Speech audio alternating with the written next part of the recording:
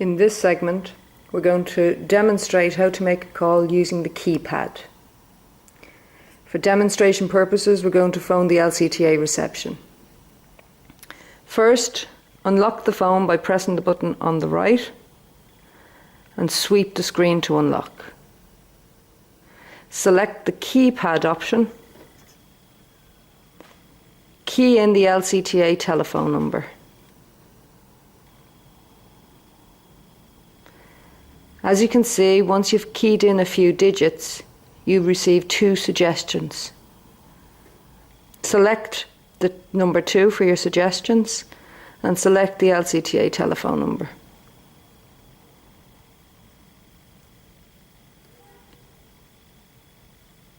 Dial the number by pressing the green button with the telephone.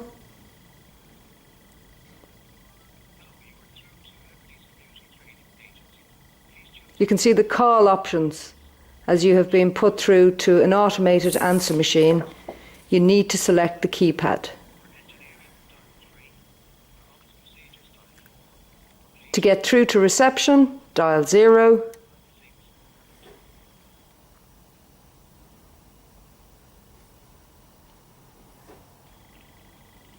And end the call